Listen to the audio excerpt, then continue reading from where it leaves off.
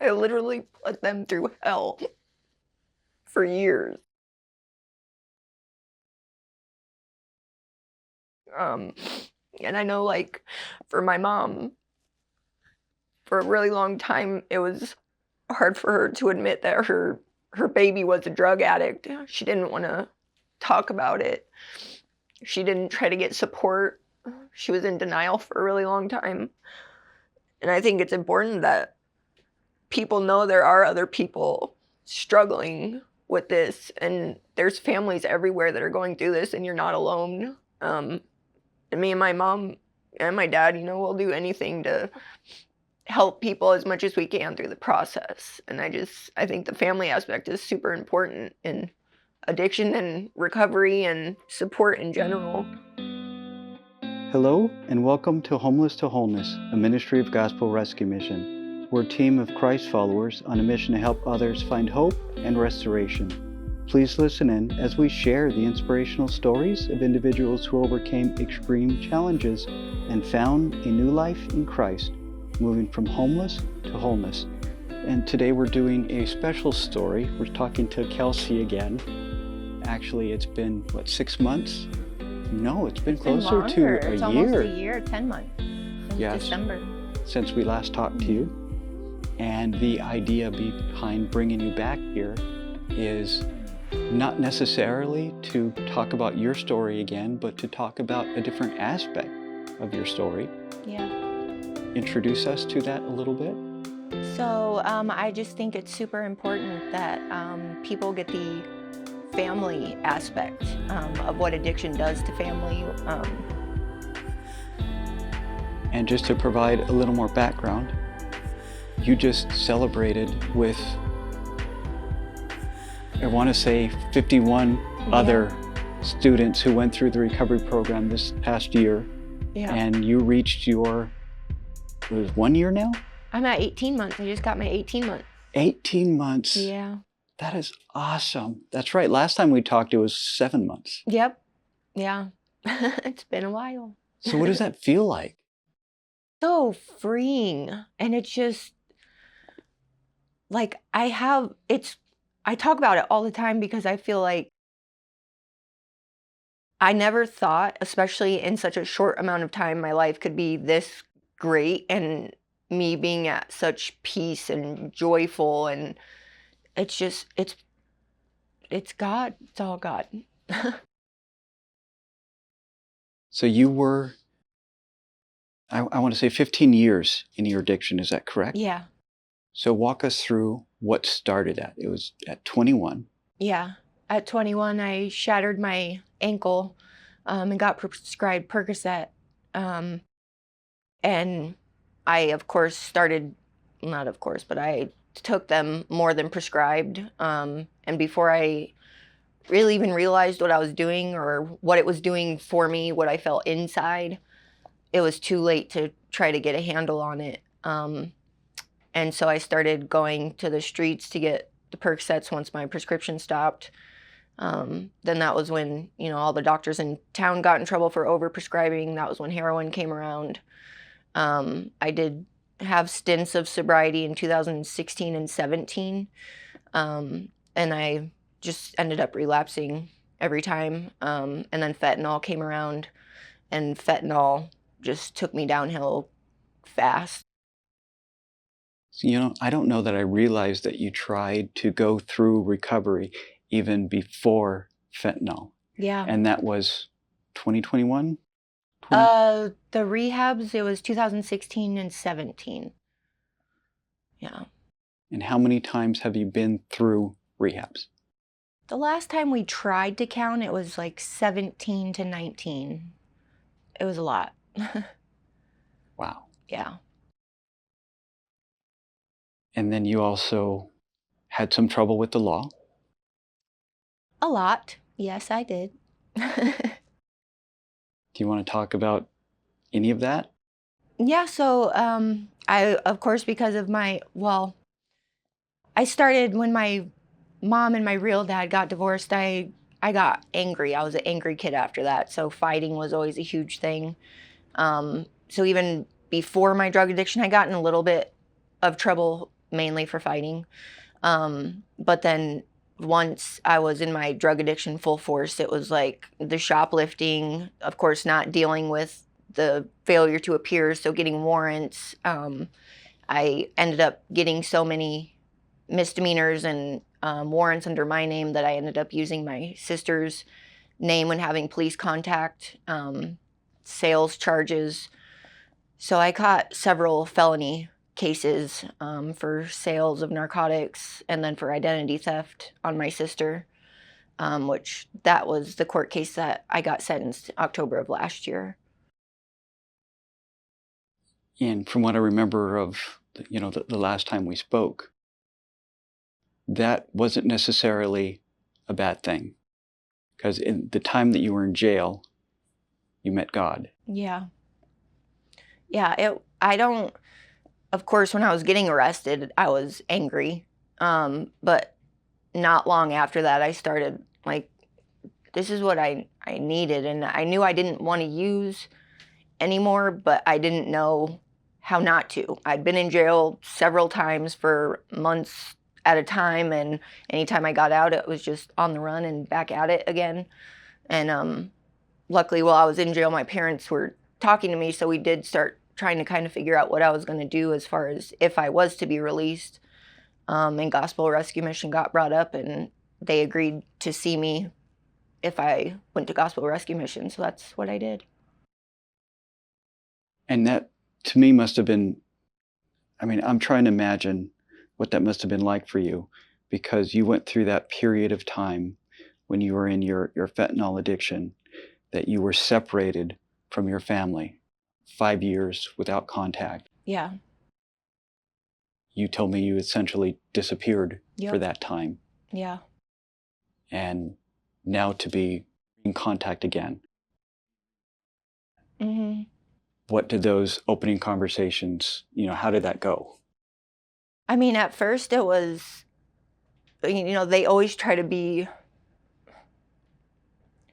supportive, but especially for my mom, it's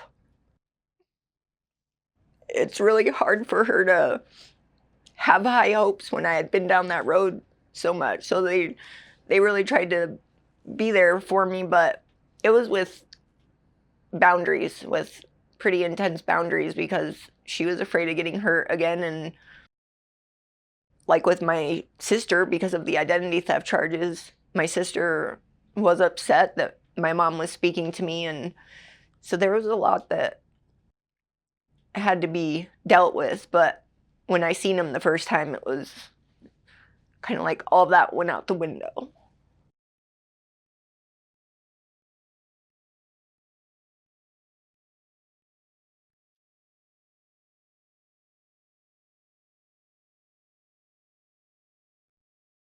Terry, Kelly, thank you for joining us. Thank you for having us. Yeah, thank you. I really don't know where a good place to pick up the story would be, but I know I definitely want to talk about those 5 years. So kind of walk me through what you guys were going through, at least in the beginning, because you must have noticed some changes happening. I'm going to back up a little bit before that even. Kelsey and I were really close, and I was, you want the best for your kids. And so I always tried to help her, but I overhelped. And I, instead of having boundaries for her, I overcompensated, and it was my way of basically lying to everybody that nothing was happening. I didn't really know that it was drugs, but I knew something was going on. And so I tried to help her financially and every which way, and nothing was working. She was just getting worse and worse. And then we got in a big, big fight one day, and I just said, I can't do this anymore. She had put us through so much that I physically could feel myself just shutting down. I was lying to everybody at work. Trying to work was almost impossible.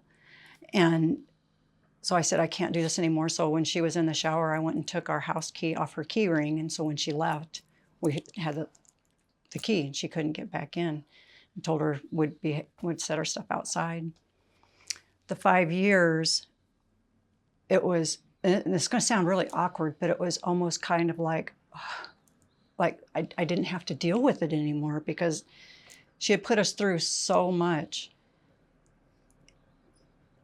Cops coming to the door, you know, every time, well, during that 5 years, the phone would ring, and all I would know, I would think, is they're going to tell me they found her dead, you know. And every time I'd see an article in the paper, girl found dead in a car, I just knew it was going to be her. And the 5 years, even though it was kind of like out of sight, out of mind, if you can even imagine that for your own kid, you know, I mean, it's hard to explain, but I was almost more at peace because I didn't have to see the day-to-day stuff. I loved her every single day, but there wasn't anything that I liked about her. She had just done too much. So the 5 years was a peaceful 5 years in a way, but it was also a tormenting 5 years. Do you have anything to add to that, Terry? All I can do is echo what Callie has said. Being a police officer, it was very trying for me because knowing that she was using, if I would have found it in the house, she would have gone directly to jail. There's no doubt about it. Mm-hmm. That was my stance.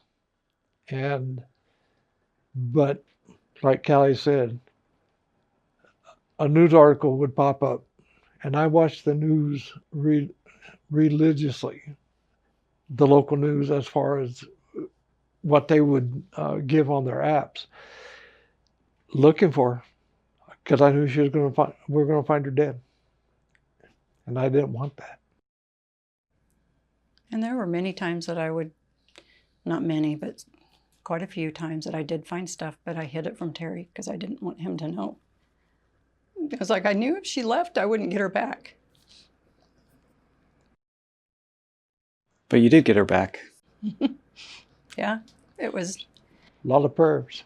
a lot of prayers, a lot of prayers. And it even got to the point that I told my brother-in-law, I said, I don't even know what to pray for her anymore. Because I feel like I've prayed and prayed and nothing's happening, nothing's happening. He said, just keep praying, just keep praying. So we did. And then when she got arrested, that was, of course, the best thing we felt. And the girls that she was in the cell with read Bibles and they prayed and all this kind of stuff. And it was just like that. It was like she changed. I mean, it was like she just totally surrendered. And she has been a different person since then. Totally. The first time we saw her, after not seeing her for those 5 years, it was like we both talked about it, that she's different. She's just different. And it's been pretty awesome having her back. You both are believers, is that correct? Mm-hmm. Yes. So was faith a part of what brought you through those 5 years? Definitely, definitely. There were times when I didn't believe, you know, because it was like, nothing's happening. She's not getting any better. And like I said, I just knew they were going to find her dead. But we just kept praying, and whether it was a silent prayer or an outward prayer. No, I was just going to say that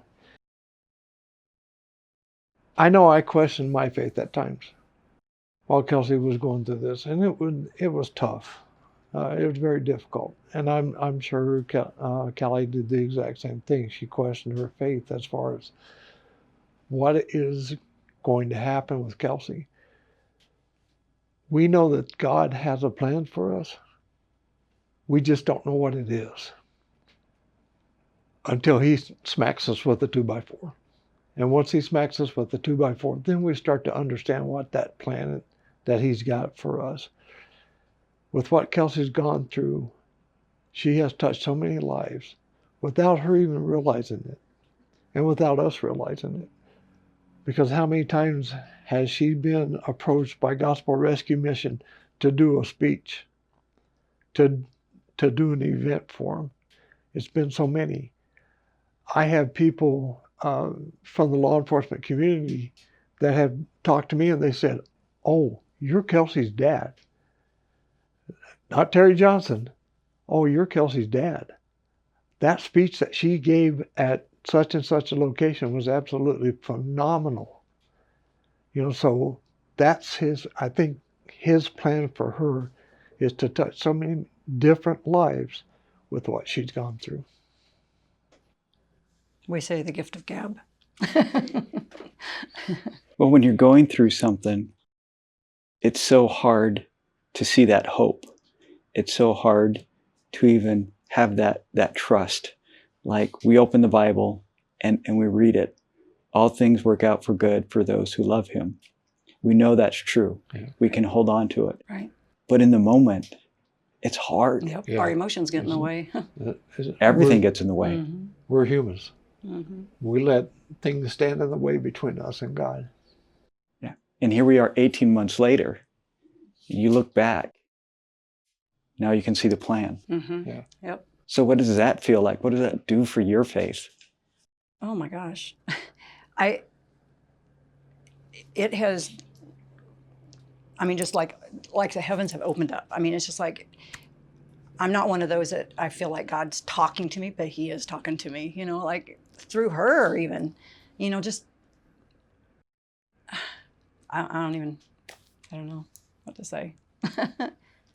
Terry? Yeah, pretty much the same thing.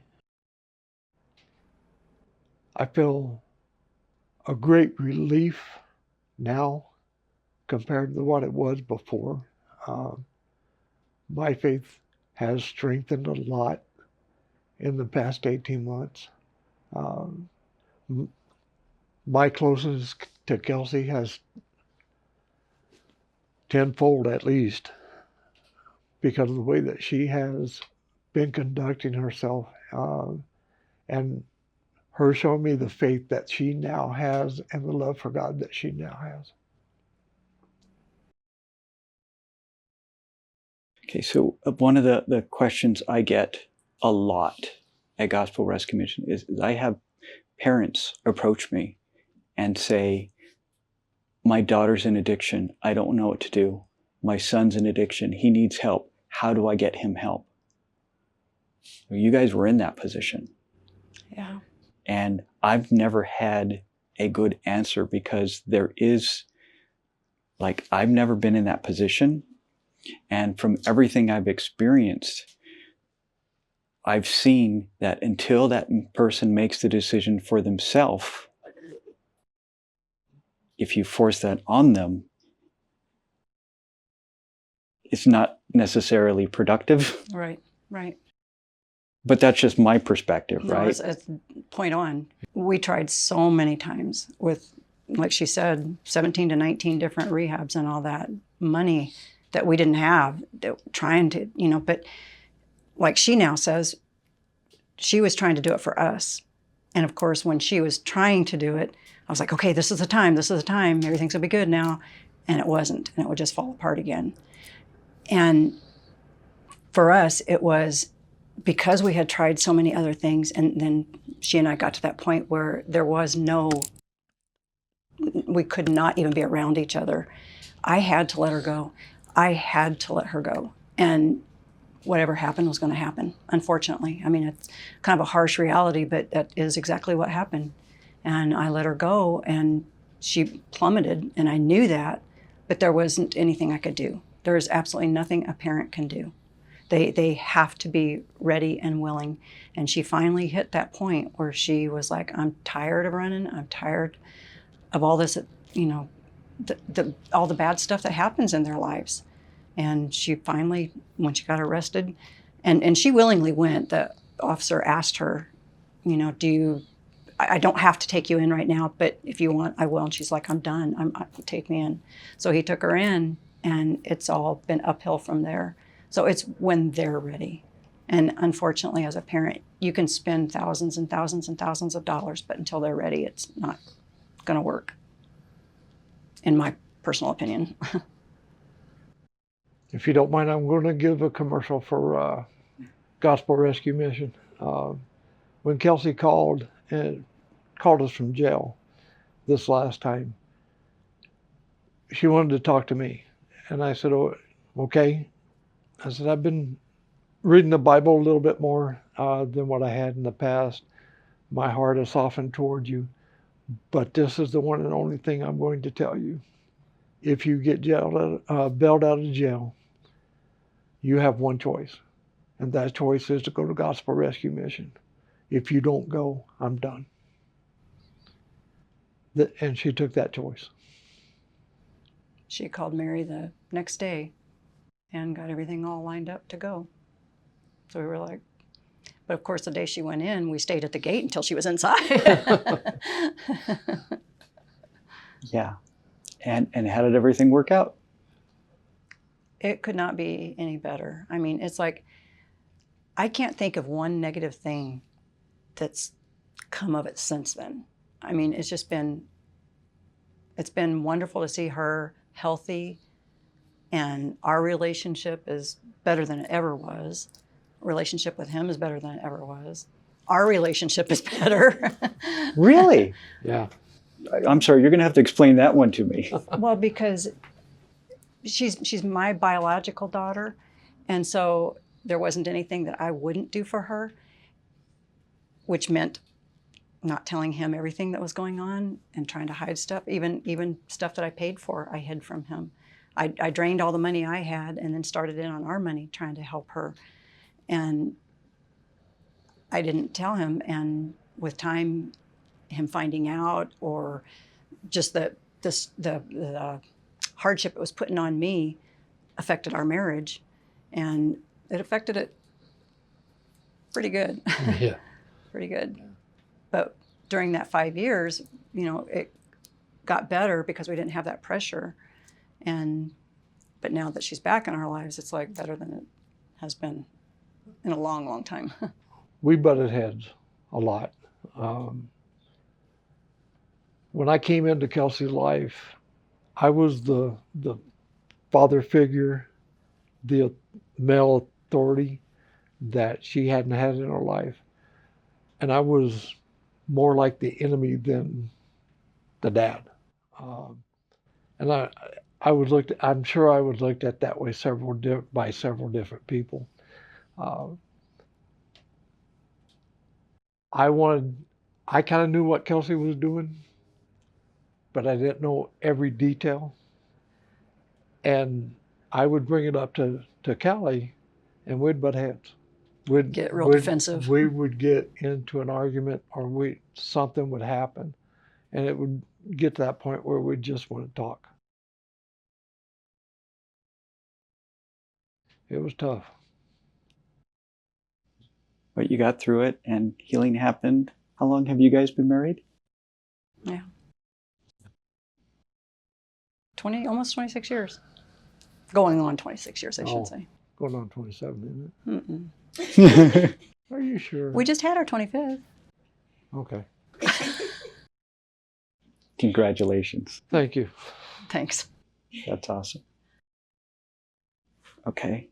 Now that I've got you on camera, do you guys have anything that you want to say to Kelsey that you've maybe never told her before?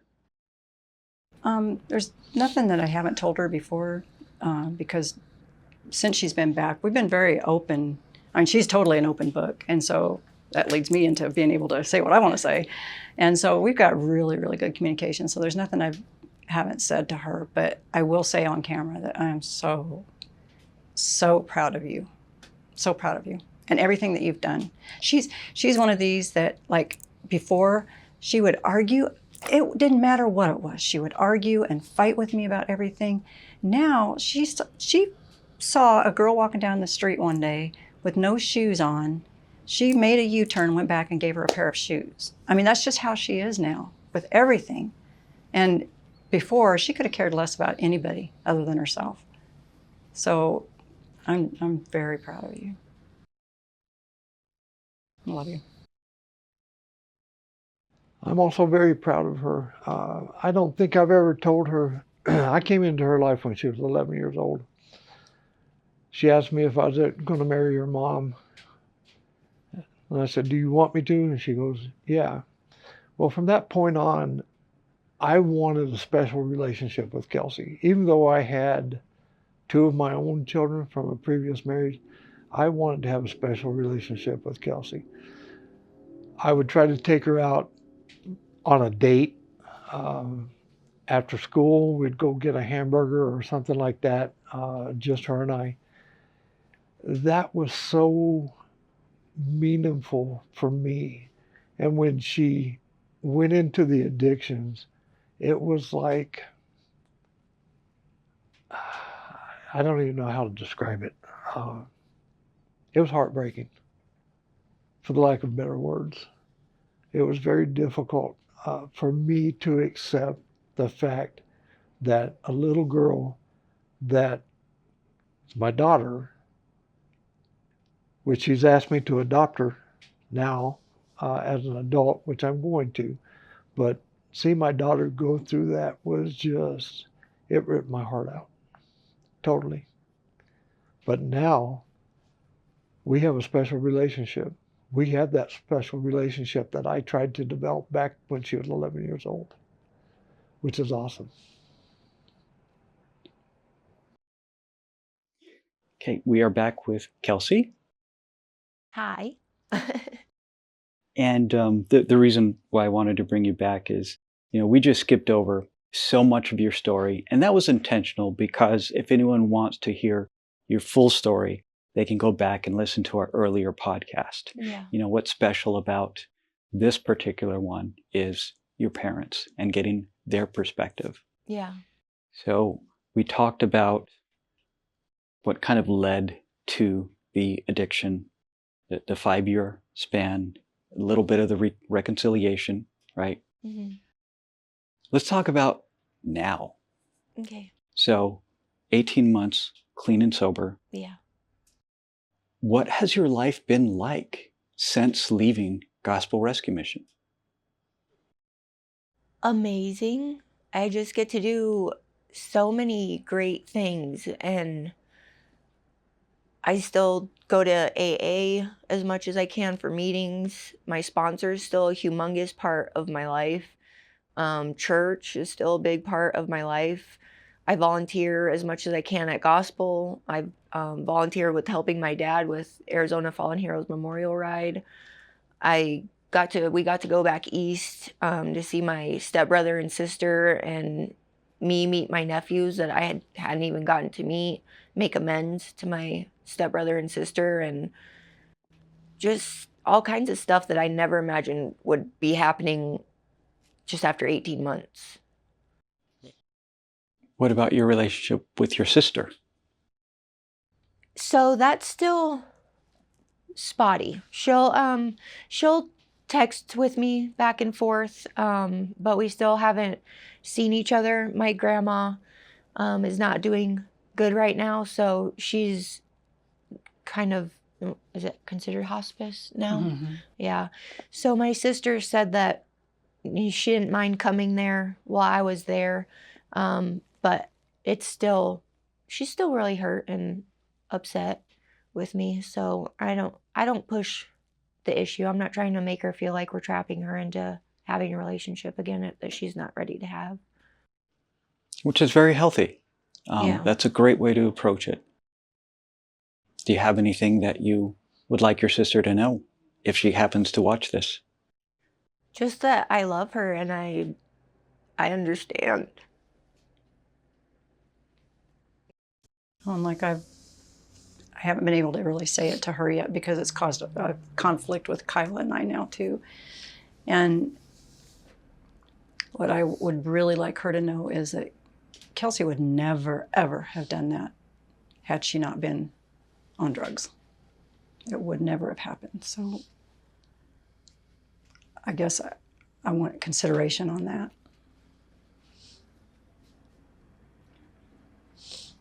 But we all understand.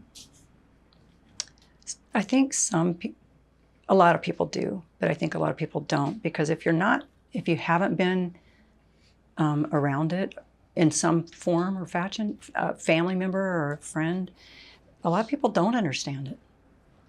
A lot of people don't.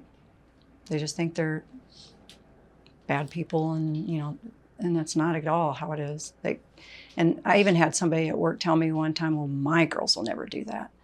And my first thought was, God, I pray they don't. I pray they don't ever have to go through this, or you. But my next thought is, it can happen to anybody. Anybody. It doesn't matter if you're up here class or down here class. It can happen to anybody. Well, I've talked to so many people who shared very similar stories with me in that it's for pain management. It started as pain management, and then something else happened because those drugs are so powerful that they do more than just pain management. Well, and I think in her case, because she was so angry, from 3rd grade on, she just kept getting progressively angrier and angrier. And so once she got her ankle broken and the Percocet, that was like her reason to mellow out, so it made it that much easier to use it. So if there's a history before, that makes it even harder for them. Yeah. And somebody said to me one time, there I go again, fading out. Well, one thing I learned was the 3 C's, is that I can't cure it, I didn't cause it, and I can't control it, as far as me as a mom. And that's something that I think is real important for parents to know too. I lost what I was going to say as far as the other statement. There I go again. I'm sorry. No, well, if you can finish that thought, how did those 3 C's help you? Well, because I did try to control it. I tried to control who knew what was going on with her, and tried to control who could find out how much or how little. I knew I didn't cause it, but I knew that her dad and I separating caused a lot of problems for her. And then I tried to step in and kind of be the mom and the dad, and I tried to do too much. And then it got out of hand that I was doing way, way, way too much. So I didn't control it, I didn't cause it, and what was the other one? I'm blank again. Cause, control, and Cure? yeah, can't cure it. You can't cure it because she's the only one that can cure it. Okay. Those things are out of your control. What is in your control? What was in my control was finally to have the strength to say, I can't be a part of your life anymore right now. I had to set my boundaries that I had never set before. I had always tried to do it all for her. So I set my boundaries that I can't be part of your life, and you can't be part of my life, not until you're sober. And I think that made everything easier for me. It was hard to do, but it made it easier in the long run. And Kelsey, do you understand why your mom did that? And did it do anything for you? Did it help you? Did it hurt you? Now I do. At first, I was, well, not even at first. The whole 5 years, I was angry. How could she do that? She's my mom. Like, why would she do that? The victim mentality that I played for so long. But then actually getting sober and clear-minded, I'm grateful that they did finally get to that point, because I needed to hit my bottom. And if they wouldn't have done that, neither of them could have been okay with seeing me hit my bottom. So they would have kept saving me, I think. And that wouldn't have ended well either. So, and I definitely went downhill after they said no more. But I had to get to that bottom, and whatever that was, which was a lot for me, I'm grateful now that it happened that way. And what do you want people to know? People who are... 2 questions, really. People who are struggling in their addiction, what do you want them to know? That there are places and people that will love you until you can love yourself. And that God is real and He's everywhere. And I know it gets frustrating sometimes praying that things will change, or why is it taking so long for things to change? But if you let him show up, he'll show up and show out every time. Yeah, that's good. And the second part of that is, what do you want people to know who have loved ones struggling in addiction? Boundaries and prayer. Boundaries are, I mean, I don't know from a parent's aspect. I mean, I know what they went through, but if you don't let them get to their bottom, you're going to kill them either way. Whether it's spiritually, whether it's entirely, there's no way for them to hit that bottom that they need to hit, no matter what that is. And it's a hard thing with boundaries. I mean, boundaries for me, and it's not my kid, are hard. So I can't imagine, what they had to do and what other people have to do in the situation. But if you trust in God and his plan, the boundaries and letting them hit their bottom and praying about it is the best thing I think people can do, no matter how hard it is. Yeah, that's great advice. Thank you. And since I put them in the hot seat, is there anything you want Kelly or Terry to know? Oh, man. Just that I'm so grateful.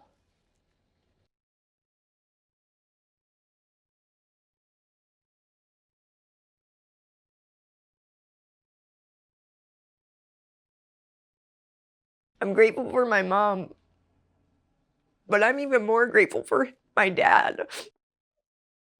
He didn't have to stay through all this, and he never threatened divorce, never threatened to not be in my life, never said he wasn't gonna leave, ever. And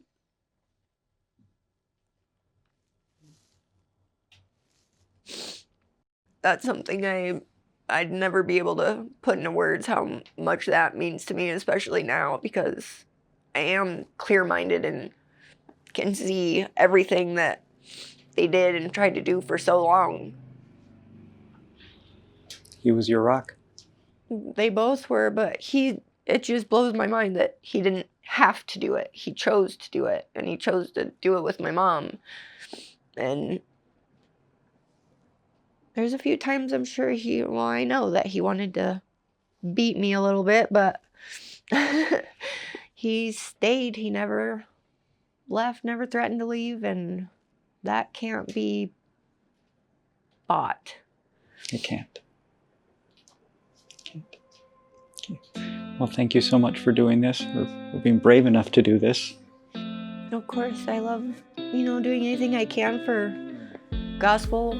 They changed my life, and I feel like this is the best way to give back for that, is, shedding light on things that people are maybe afraid of, or feel like they don't have people to talk to, or are embarrassed by it, whatever the case is. So I think it's important.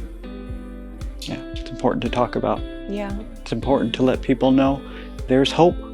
Yep. And there's places where you can find reconciliation, where you can find hope, where you can find recovery. Yeah. If Gospel Rescue Mission is available, yes, please come, but there are other places too. But Well, one thing that amazes me real quick is that the rehabs and all that are as long as your insurance lasts. No addict is going to get clean in 28 days. It just can't happen. Gospel is the place to go. Everybody loves them there the minute they walk in the door. thank you.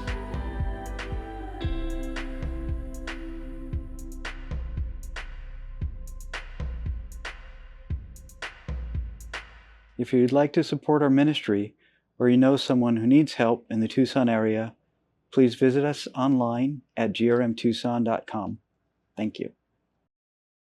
Thank you. Thank you for having us.